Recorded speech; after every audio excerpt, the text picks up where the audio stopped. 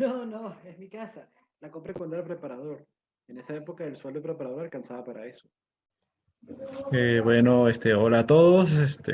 Como pueden ver, estoy un poco resfriado, pero vamos a tratar de hacer la consulta. No sé, si tienen alguna pregunta, lancen. En realidad ya no tengo nada así que decir, así que anunciar ni nada. Kevin dice, yo tengo una pregunta.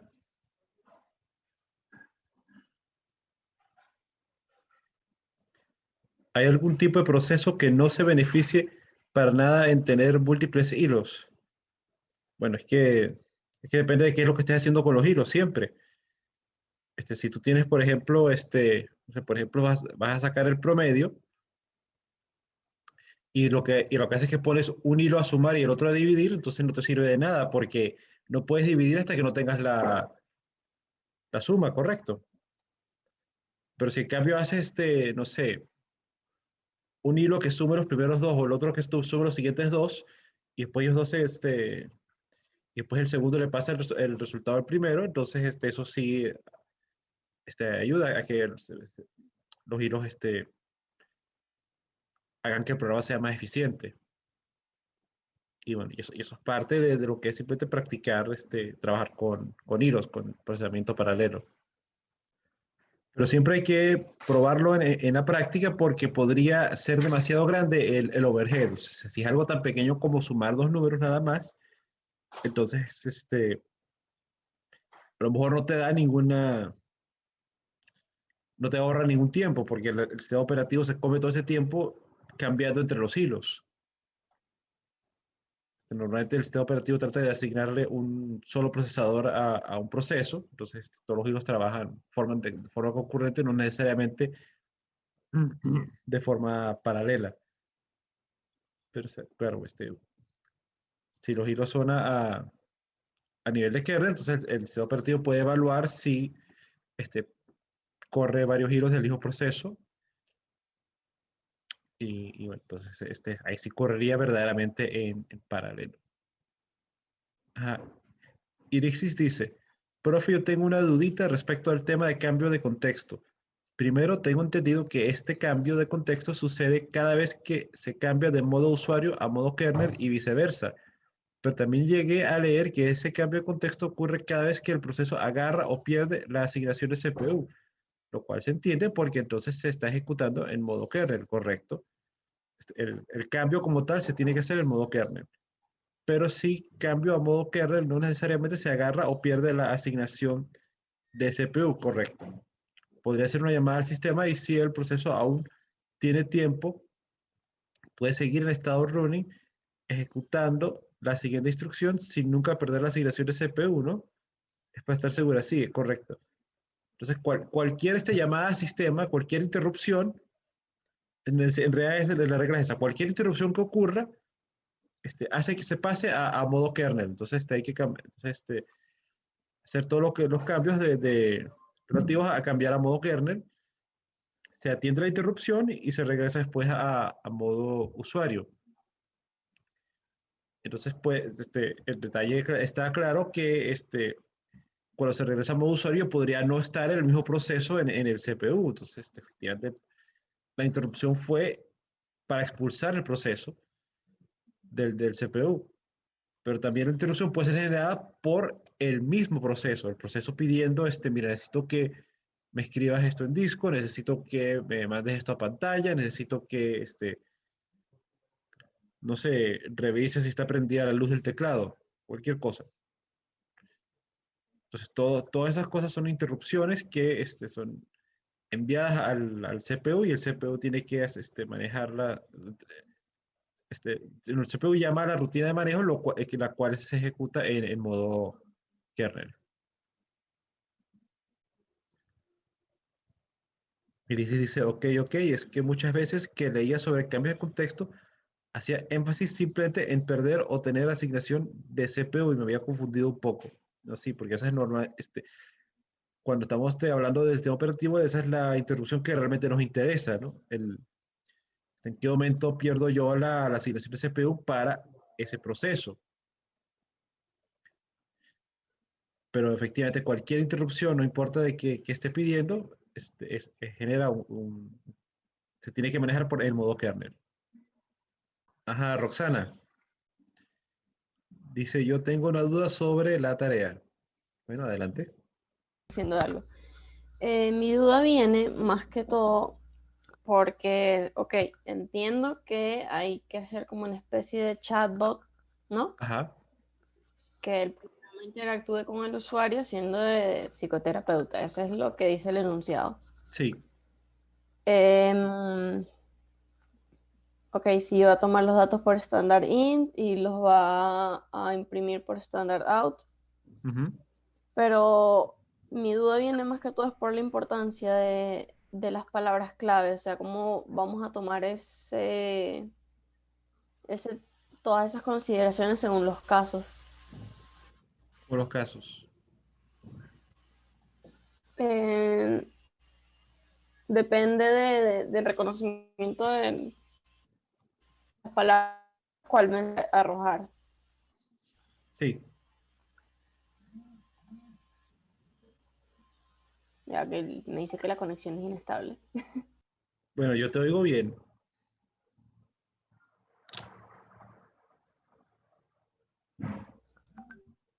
Sí, bueno, Ajá. la No, idea bueno, más básica. que todo mi duda es ahí cómo vamos a hacer con los casos, pues, o sea, tengo como, no me queda muy clara la idea de,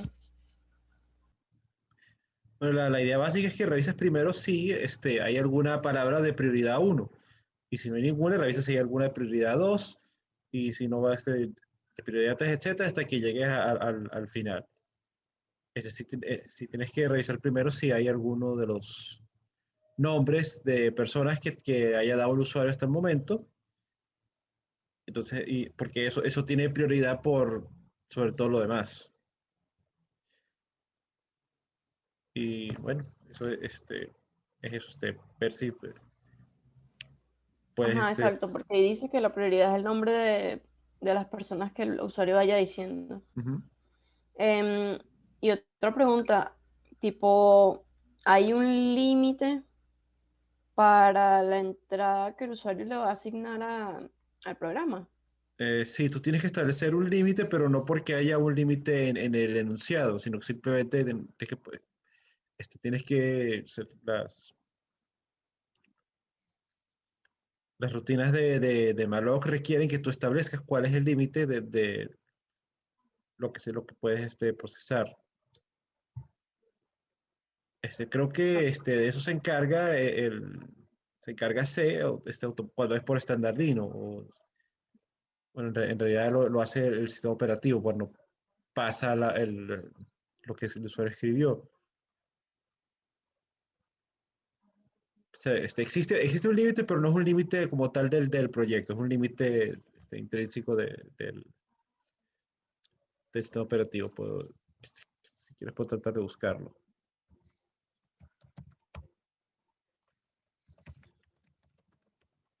¿Alguna otra pregunta mientras busco?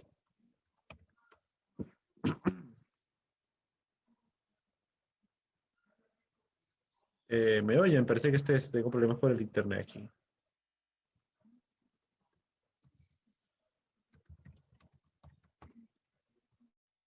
¿Pero el profe está? Sí, sí está.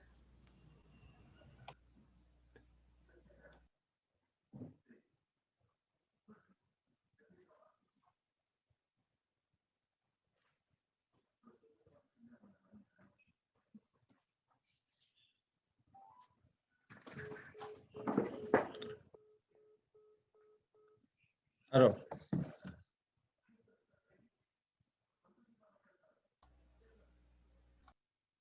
Ya no me acuerdo cuál fue la pregunta. No, que tú dices cuál es el límite de standarding, básicamente. Entonces, Sí, pero creo que le hice una pregunta después de eso y fue cuando se quedó congelado. no, sí, es que se me cayó el internet en ese momento, entonces estaba ahorita revisando el modem. Bueno, entonces ya que eso es tema del siguiente Bueno, curso, ¿no? no, pero cuando me acuerde le digo. Ok.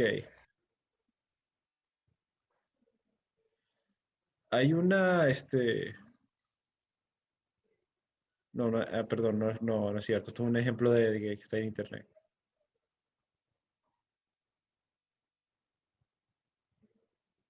Pero parece que bueno, es que un ejemplo, es un Stack Overflow, pero sugiere que está en el orden de los 1024 caracteres. Lo máximo que puede llegar es por estandardín.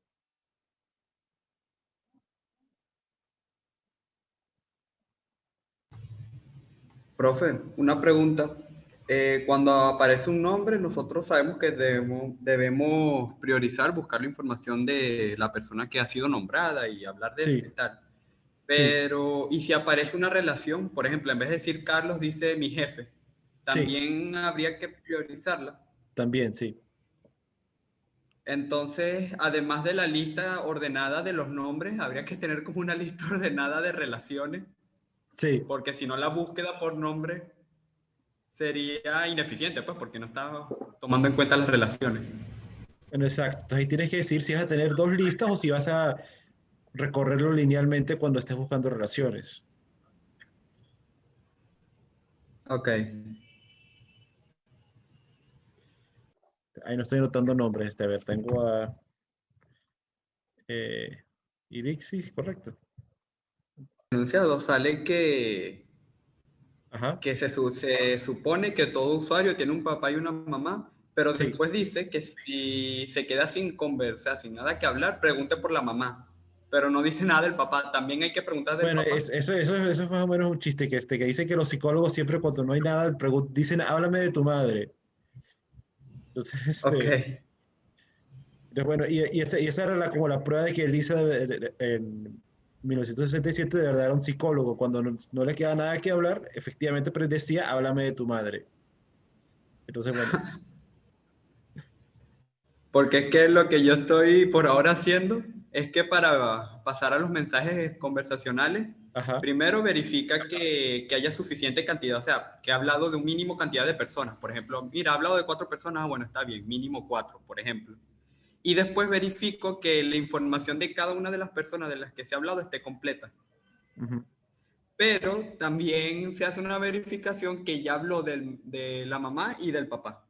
O sea que si no ha hablado de los dos completamente, no va a pasar los mensajes conversacionales. Sí, pero estás obligando a cuatro personas, entonces, ¿qué haces si solamente ha hablado del papá y la mamá? Si no ha nombrado ninguna otra Claro, persona. no, es un ejemplo.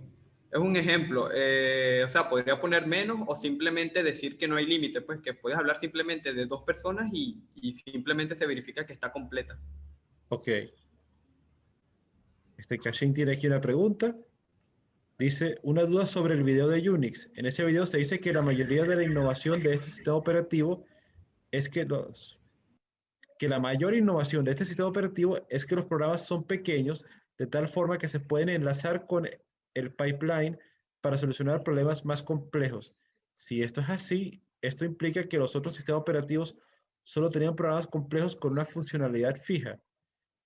Eh, si lo que ocurría era que tú solo podías correr un programa desde la consola, solo podías llamar a un programa. Entonces Unix te permite llamar a dos, siempre que tenga sentido conectarlos de alguna manera. Entonces, en la clase, que es en el siguiente video, hablamos de que, por ejemplo, puedes dirigir el resultado de un programa a un archivo, que eso era, así era como se hacía una conexión de ese tipo antes. Tenías que obligatoriamente crear un archivo y después pasarle ese archivo al siguiente programa. Entonces, eso era tiempo adicional que tú tenías que estar, o sea, que tenía que estar el usuario, este, ejecutando esos comandos cuando podría hacer algo que puede hacerse en una sola línea de comando. Este, sí, DOS, por ejemplo, no podía hacer eso. El sistema operativo de Xerox no podía hacer eso. Había muchos sistemas operativos en ese entonces. Pero eso eran como los tres más grandes.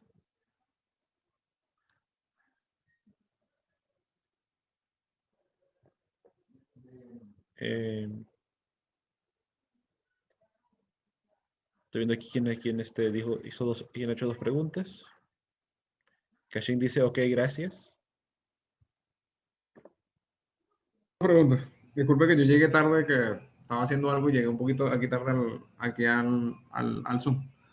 Vi que están hablando de la tarea. Sí. Tengo otra duda que no acerca de que la tarea como tal. Todavía no sabemos cuándo será la fecha como tal del primer examen y esa clase de cosas, ¿verdad? Todavía no se ha... Se termina de publicar la clase de ahorita, que es la clase, la clase que estoy publicando ahorita es la de laboratorio, el primer laboratorio de Unix. Ok. Después la clase y la clase de hilos y el laboratorio de hilos. Entonces, 3 días después se publicaría el examen. Bueno, sería la consulta de... Entonces, se publicaría el repaso y la consulta de repaso. Y ahí se publicaría el examen. Entonces, eso sí, eso espero que eso debería ser pronto. Si no ocurre más nada, debería ser esta semana. No, ya, espera, tengo la defensa mañana. Entonces, bueno, estoy apuntándole a hacerlo, terminar de publicar las clases esta semana. Entonces sería el lunes o el miércoles que viene, haríamos el repaso y la consulta y se abriría el examen. Está bien, profe. Muchas gracias, de verdad. De nada. María Ángela dice, profe, sobre la tarea, mi compañero le comentó, ya espera, creo que puso 2, no, ok. Mi compañero le comentó que habíamos leído la información del archivo TXT y usted dijo que eso era para el futuro, no era obligatorio para ahora. No, lo que dije es que el programa debe correr sin el archivo TXT presente en el directorio. Yo puse el archivo TXT simplemente para que fuera fácil copiar las listas de palabras. Normalmente hay problemas copiando esas listas del PDF. Entonces, yo creo que fueron ustedes que me resaltaron que hay algunos errores de ortografía en las divisiones, que no siempre está escrito correctamente en prioridad. Entonces, bueno, eso no debería importar porque no deberían estar usando el archivo TXT como tal para la inicialización del programa en ejecución, simplemente para que pueda tener las listas ahí para ponerlas en su código.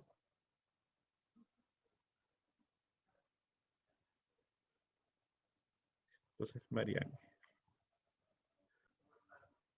Ángel dice, vale, gracias. Voy a sacarle punta al lápiz. Pedro Rodríguez dice, carita triste. Bueno, tocará cambiar la implementación, pero el enunciado dice, no debería necesitar ningún otro archivo.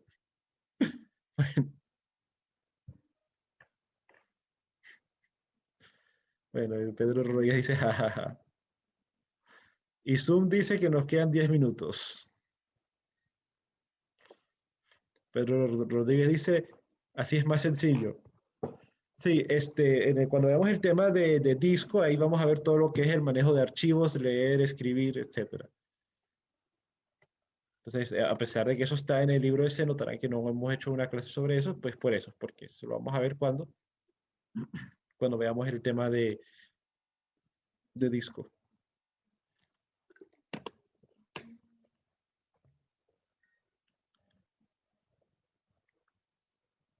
Bueno, no sé si no hay más preguntas ahorita, cierro y vuelvo a abrir y sí, se vuelven a unir a la reunión.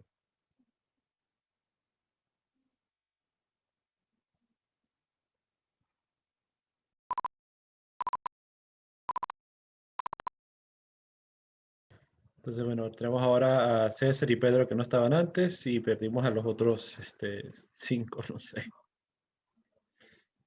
Ajá. Exactamente, o sea, yo estoy trancado en la parte del laboratorio que es como que mostrar el boleto de avión. Ajá. La función no sé exactamente cómo usar la función cTime. sea, Ok. muestro todo lo demás, pero la hora me tiene loco ahí como mostrarla en ese formato, pues. Ok. Entonces no sé, o sea, intenté hacerlo, pero como que me arroja, o sea, me arroja una fecha que no es que sí, Perdón. el 3 de diciembre de 1900 y pico, entonces no sé cómo hacer. Bueno, bueno, pero ¿el día es correcto o el año es correcto? O sea, qué parte está incorrecta? Todo, o sea, tanto el mes, el día y el año es incorrecto, pues. Lo único que medio se acercan y ni siquiera, sino que se equivocan por ciertas horas, son las horas y minutos. Ok, pero entonces tú solo estás dándole una hora y minutos y estás guardando eso entonces tú estás guardando solamente una hora la hora y minutos, no estás guardando una fecha. No, ¿Sí? sí, guardo todo, guardo Estás guardando una fecha. la fe, exacto, guardo día, mes y día, mes, año y la hora completa, pues hora, minutos y segundos. Y estás inicializando todos los campos del make time. ¿Cómo así? El time struct tiene unos 10 campos. Entonces tú estás inicializando todos los campos de ese struct y se lo estás pasando a Ujú. make time. O cómo estás inicializando la, ¿cómo se llama? La estructura. O sea, cómo estás creando el objeto de este time t. Ah, pero exacto, los 10 campos no, nada más llenos esos, pues los campos de día, mes, año, hora, minuto y segundo. Bueno, eso es, tienes que inicializar todos los campos que puedas. Bueno, hay algunos que no importan, como por ejemplo si es o no es horario de verano. Pues, bueno, porque la importancia no es muy grande. Pero todo lo que es si lo que está saliendo mal es justamente el año o el día, y esos son los que no estás inicializando, lo que está ocurriendo es que cuando tú le dices a C, mire, yo quiero aquí un espacio para un time struct, y entonces se le dice al sistema operativo, mira, dame tantos bytes, y el sistema operativo dice, mira, sí, tengo esos bytes por aquí, y se le dice, oye, pero esos bytes ya están escritos, ¿hay alguna basura ahí? Bueno, no sé, tú pediste unos bytes, no me dijiste cómo los querías, entonces tienes ahí esa basura que está haciendo, entonces, está siendo interpretada como que es el valor que tú quieres. Entonces, se supone que sabes lo que estás haciendo. Ok. Ya voy a intentarlo con eso y a ver si lo logro. ¿No? Pedro Rodríguez dice, la única pregunta que tengo está en esta consulta es, ¿el servicio SSH es considerado un daemon? Porque es un servicio proceso que corre en el fondo a menos que lo pauses mientras provee su funcionalidad. Sí, el servicio como el SSH tiene dos cosas,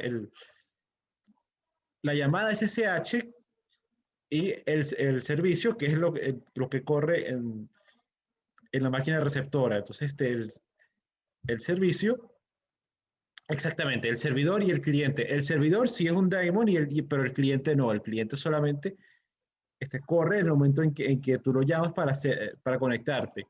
Y como eso te ocupa toda la consola cuando lo estás usando, y cuando lo cierras, ya no existe. Entonces, el cliente no es un daemon, pero el servidor, sí, el servidor tiene que estar corriendo o debería estar corriendo todo el tiempo en el fondo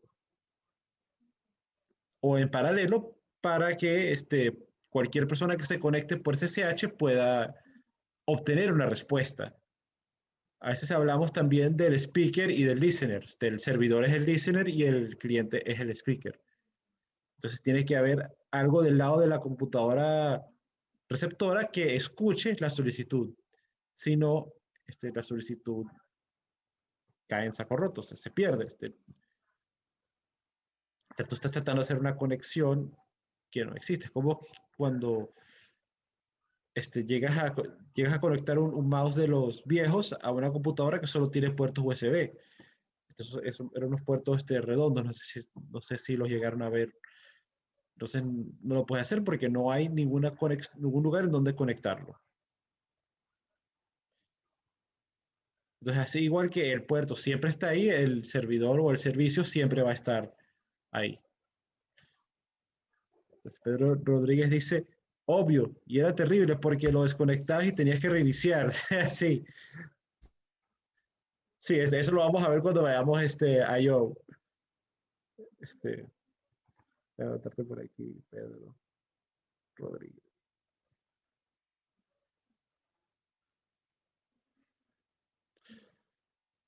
Entonces, sí.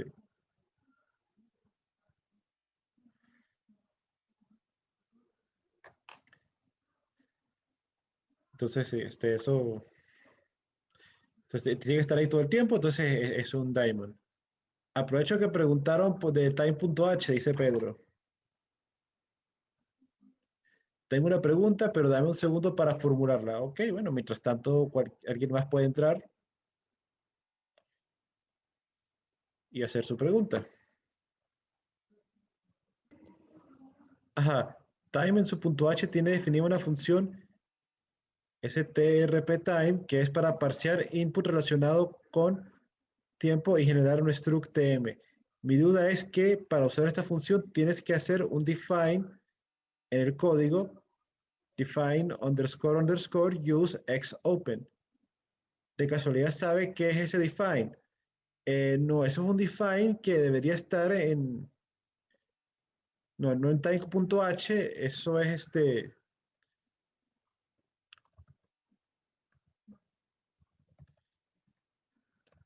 eso es un define de Unix, de una de las librerías de Unix.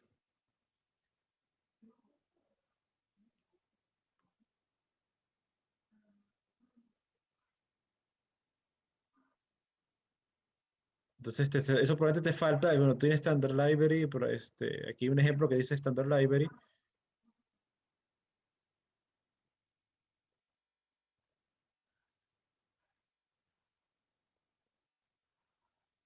No, establece Unix Standard, déjame ver.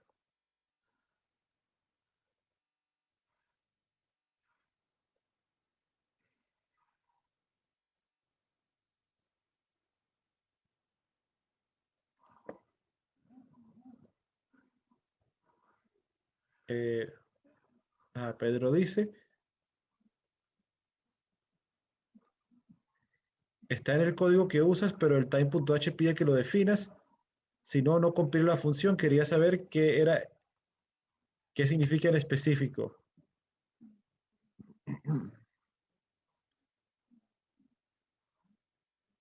Sí, honestamente no lo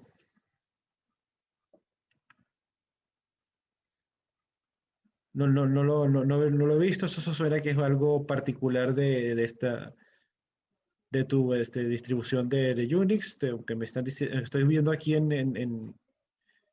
buscándolo en Google, que parece que eso es cualquier persona que esté usando.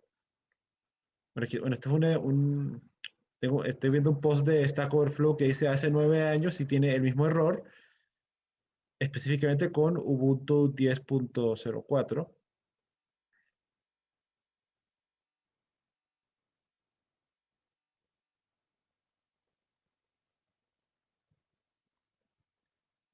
Eh, en la, sí, ese define busca una variable que especifique que el código es open source realmente.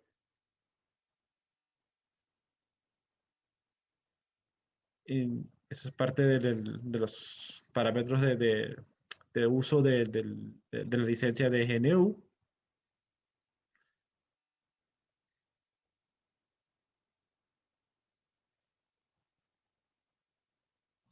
Eh, Sino, lo que deberías hacer es buscar cuál es el archivo .h de Unix que lo contiene.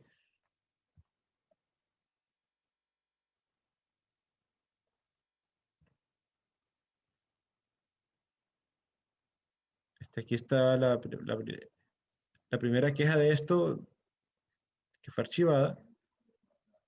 si pongo aquí el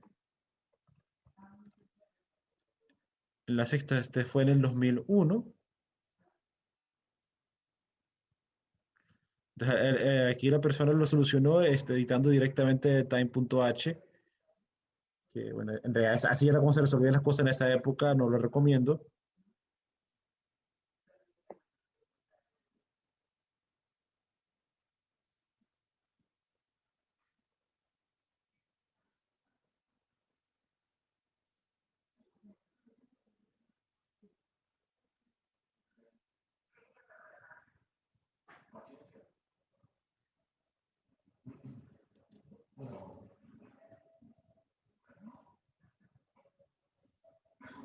Sí.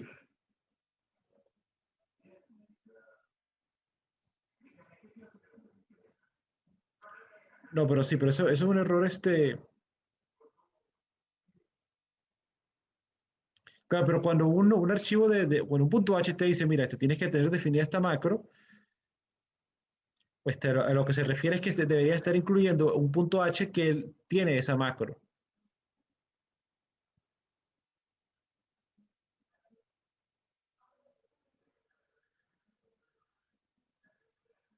Tal vez, o sea, parece que esa es la solución en este caso porque, bueno, hay aquí, bueno, siempre estoy buscándolo en Google, aquí hay otra que dice, que hay un punto H que se llama features.h.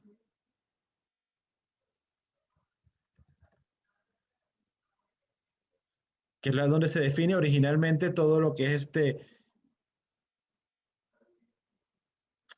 Xopen, open source, use open.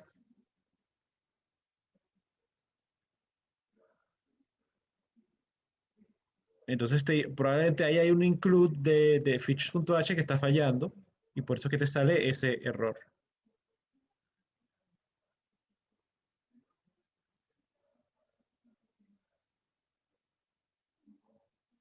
Aquí otra queja de 1999. Entonces esto parece que simplemente es algo que, como por la forma en la que se desarrolló Linux, de que fue gente haciendo sus contribuciones individuales por todas partes del mundo, a alguien se le escapó eso y nunca lo han arreglado.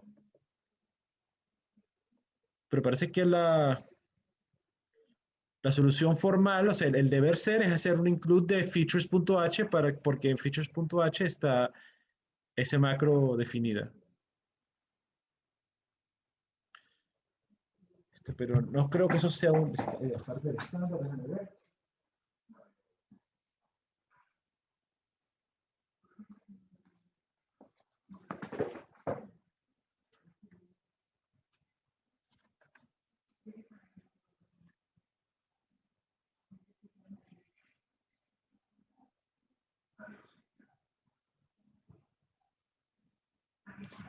Sí, no está en el índice y no está en el apéndice. Entonces no es parte del estándar. Es algo que se inventó después.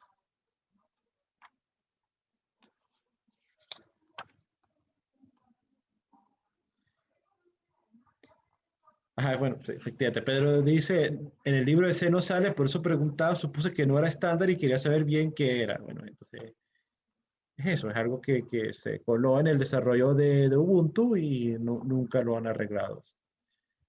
El error está reportado desde el año 99 y la gente simplemente ha aprendido a vivir con él. Sí. Bueno, probablemente fue parte del cambio del estándar a C99 y ahí fue donde se creó el bug. Entonces,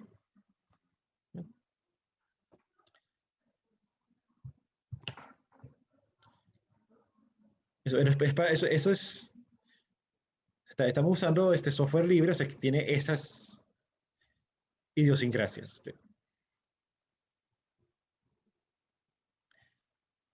Si se quiere algo que sea más estrictamente pegado al estándar, uno puede comprar un compilador pago como Borland, que durante mucho tiempo fue el compilador rey de C.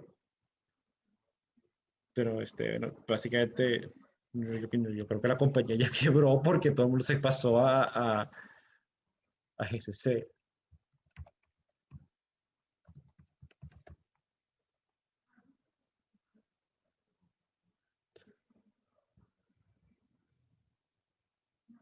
Efectivamente, la compañía quebró el 5 de abril del 2015.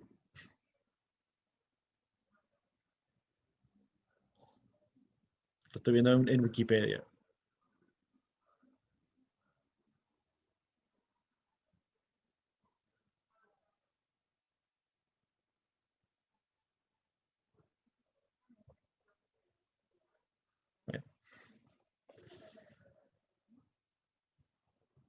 Bueno, el libre mercado ha hablado.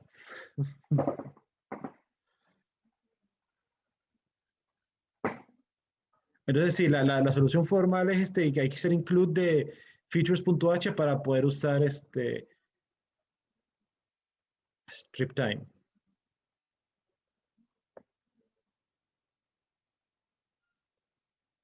Eh, Perdón, adelante. Ajá, de la encuesta que allá, Ajá. de la encuesta de los resultados que pasó, no entendí muy bien el tema de cómo van a ser las consultas y el No, parcial. sí, bueno, lo que le cuesta lo que dio fue que, bueno, si lo puedo poner en pantalla, la,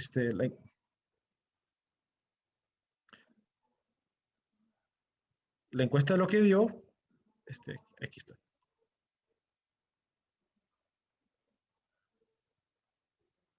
O sea, fue que hay que hacer un repaso siempre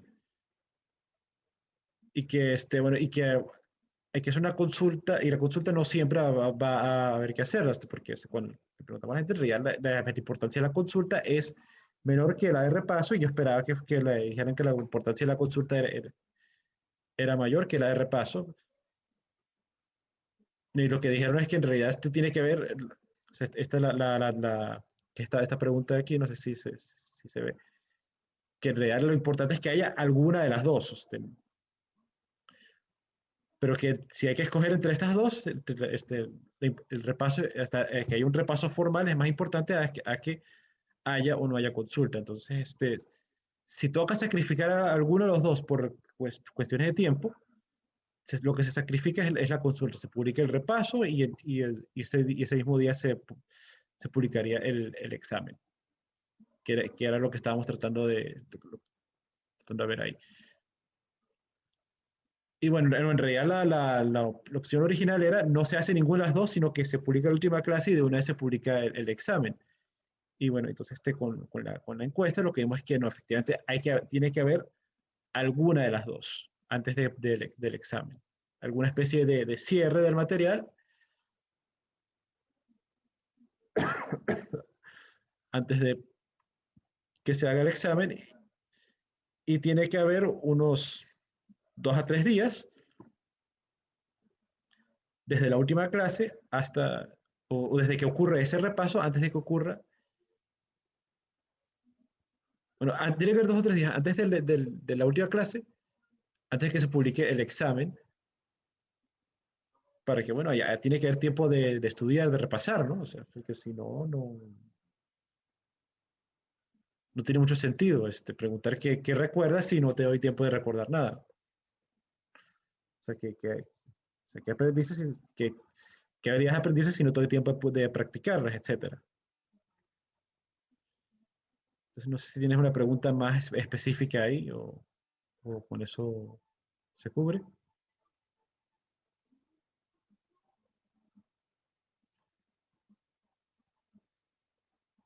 Pero, ok, profe, gracias. Con eso está bien. Carita feliz. Roxana, entonces 2 intervenciones. Irixis dice, profe, una duda. Adelante.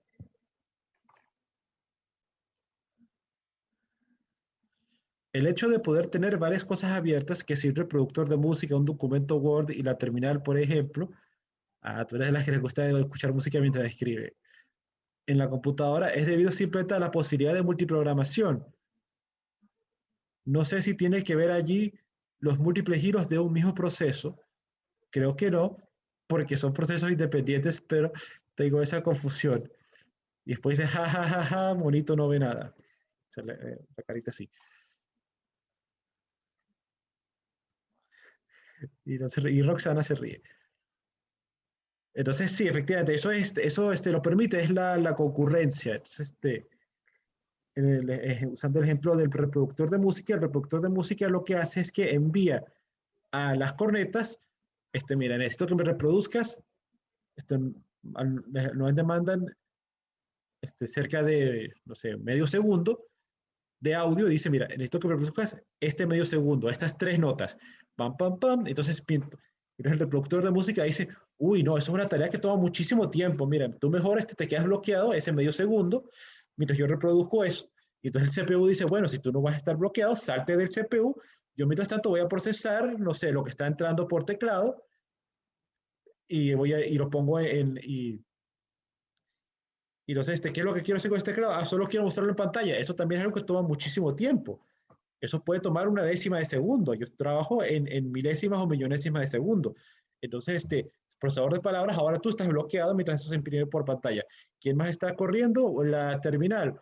Ok, la terminal necesita que parpadee el cursor. Ok, entonces le decimos, entonces manejamos eso. Entró algo más por teclado. Bueno, adelante. Ya va, se acabó el medio segundo. Hay que tocar las siguientes 3 notas. Entonces, y así sucesivamente. Eso es. Entonces, todo eso funciona aunque haya un solo procesador y eso ya funcionaba así desde los inicios de la multiprogramación, de los inicios de la concurrencia. O sea, desde que existe Windows, funciona así. Eso fue, ¿cuándo fue que dijimos? Finales de los 80, creo que es. Entonces, en el momento que tú puedes tener 2 programas abiertos, tú puedes tener todos esos programas y en ese momento no existía el concepto de hilos. El concepto de hilos fue algo que se inventó a finales de los 90 y tardaron otros 10 años no solo en implementarlo correctamente, sino en lograr que se aprendieran a programar correctamente. Entonces, efectivamente, eso funciona, haya o no haya hilos. Que tú puedes tener esos 3 programas andando. Irixis dice, ok, entonces los múltiples giros, ¿dónde se vería reflejado? Por ejemplo, en un programa de la computadora. Bueno, el ejemplo que siempre doy es un quicksort. Se supone que tengo que ordenar un arreglo muy grande, los tienes que subdividir ese arreglo en varios subarreglos y puedes decirle a cada hilo que se encargue de ordenar solamente una parte de ese arreglo. Entonces, es decir, tienes una sola tarea que tienes que hacer, pero esa tarea tiene un cierto grado de complejidad, entonces lo divides en varios hilos para que los hilos puedan funcionar de forma concurrente o de forma paralela. Un lugar donde se ve explícitamente los hilos es cuando estás haciendo, bueno, yo que estoy haciendo ahorita edición de videos, entonces el video es un archivo extremadamente grande y entonces el editor lo divide en varios tramos de unos 10 segundos y entonces cada hilo está encargado de convertir esos 10 segundos a formato MP4 y entonces se decide que, mira, voy a tener 4 hilos andando, que entonces en cada momento yo puedo tener 40 segundos de renderizándose, lo que permite que el video completo, aunque el video tome 1 hora, se renderiza en tan solo unos 10 o 15 minutos. Debido a que yo los puedo poner en varios giros y los giros pueden correr todos en paralelo o en concurrencia, aprovechando esos bloqueos para seguir trabajando. Pedro Rodríguez dice, bueno, profe, me retiro a desechar el .txt de la tarea, carita llorando. Que tenga un buen día y que se mejore, de verdad que hace frío. Bueno, gracias, Pedro. Bueno, de todas formas, aquí tenemos que volver a parar porque se acabó el gratis del Zoom, entonces tenemos que volver a crear una nueva sesión. Así que cierro, vuelvo a abrir y se vuelven a unir los que puedan.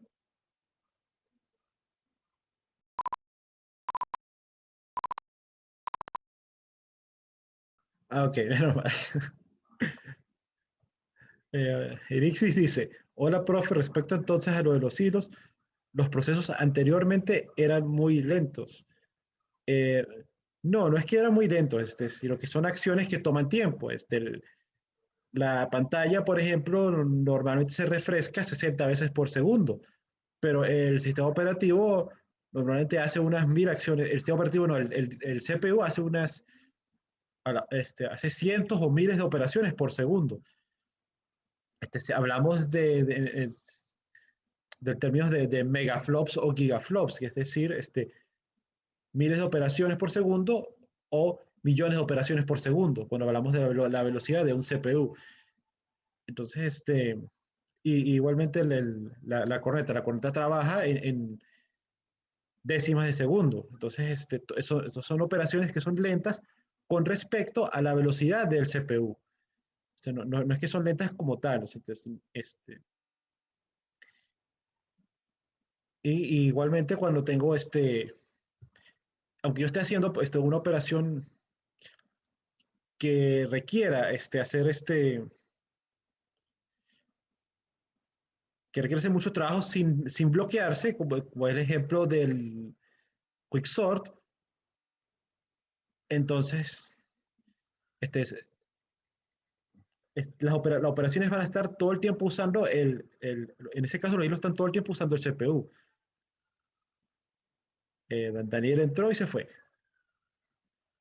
Entonces en ningún momento se bloquea, en ningún momento hacen algo que es demasiado lento para el CPU, pero el simple hecho de que hay tantos por hacer, entonces que es preferible subdividir el problema y hacer varias cosas y manejar varios pedazos a la vez.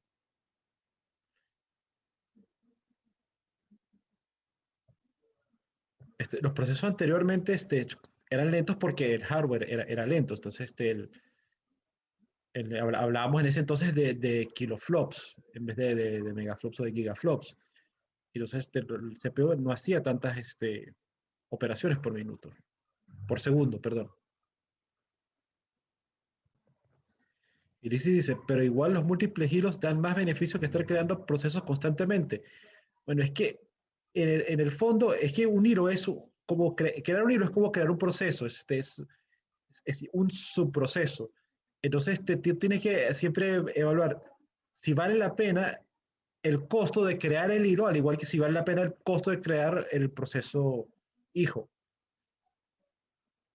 Entonces, si crear un hilo normalmente es mejor, pero una de las cosas que sacrificas es si uno de los procesos falla, cualquier cosa da un error, hay un segmentation fault, o trata de dividir por cero, si falla un hilo, todos los hilos mueren, porque el sistema operativo maneja así esos errores, mata al proceso.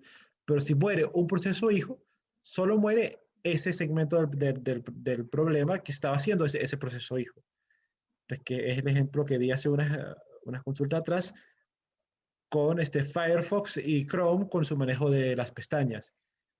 Firefox usted la manejaba por hilos y Chrome lo maneja por proceso. Entonces, si cuando falla una pestaña, solo falla esa pestaña. Y en Firefox, en cambio, cuando fallaba una pestaña, había que cerrar todo el browser y se perdían todas las pestañas. Entonces, ahí cada uno tiene sus ventajas y tiene sus desventajas.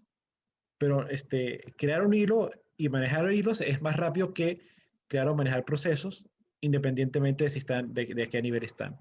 Y Lixis dice, ok, claro. O sea que si un hilo se bloquea, todos lo hacen porque se relacionan entre sí. No necesariamente. Depende si el hilo está a nivel de kernel o a nivel de usuario. Eso es algo que se va a ver está en la clase, no sé si ya la has visto, está en el YouTube. Si el hilo, si tú le pides al sistema operativo que te cree el hilo y que te lo maneje, entonces el sistema operativo puede bloquear solamente ese hilo y los otros hilos te siguen funcionando. Pero si tú creas los hilos sin decirle al sistema operativo, ya sea porque el sistema operativo no tiene soporte para eso o porque tú prefieres hacer el manejo de hilos internamente, como lo hace, por ejemplo, en Java. Entonces, si el sistema operativo te bloquea todo el proceso, te bloquea todos los hilos. Entonces, hay unos temas de ese tipo que entonces tú haces algunas opciones, haces las operaciones bloqueantes de una forma, tratas de hacerlas de una forma que no te bloquee. Entonces, por ejemplo, puedes postergar, escribir el archivo, puedes crear tu propio caché interno de qué es lo que vas a escribir en el archivo y solamente cuando estás seguro de que estás listo para bloquearte es que mandas todo a escribir. Y Elixir dice cierto, porque cuando es un hilo de usuario, entonces el sistema operativo ve todo como un solo hilo, exactamente.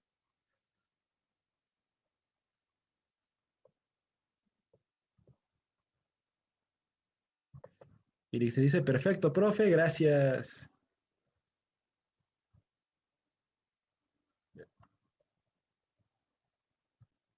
Aquí estoy buscando cuánto...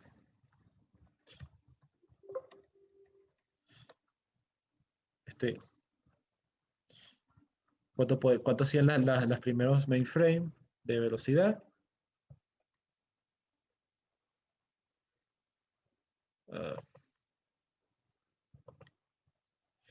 Está saliendo un montón de propaganda.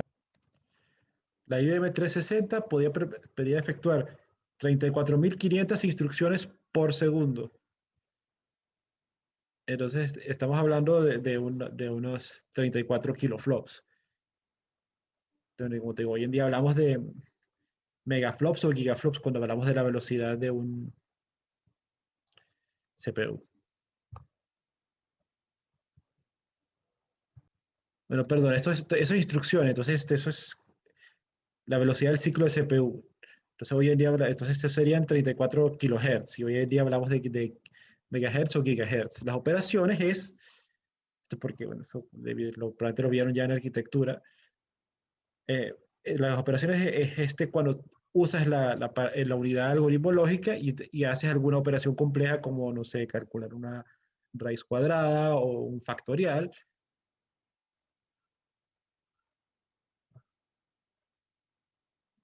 Dice que podía hacer 16 millones de sumas por segundo. La de NASA. Ah, bueno, está bien. La NASA se compró una buena.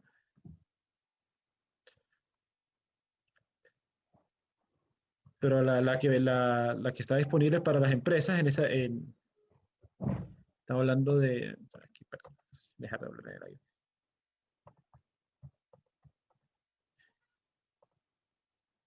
Lo que está disponible para las empresas, este hacía 34.500 instrucciones por segundo. Y esta que hace 16 millones de instrucciones, sale aquí abajo. Aquí. 16 millones de sumas por segundo.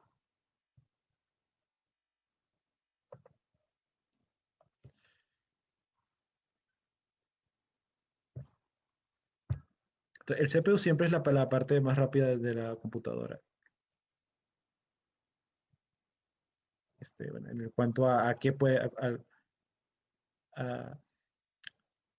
bueno, en realidad hay una discusión ahora si es más rápido la tarjeta gráfica o el CPU, pero es que depende de lo que estés haciendo. Pero si estás haciendo una instrucción, estás corriendo un programa normal, digamos, entonces el CPU siempre es la parte más rápida de la computadora y por eso es que es tan difícil mantenerlo ocupado todo el tiempo. Y dice, claro, exacto. Entonces, no sé, vamos a esperar aquí unos minutos. Empezó a pasar una corriente por aquí. Vamos a esperar unos minutos a ver si entra alguien más última hora y si no, cerramos la consulta.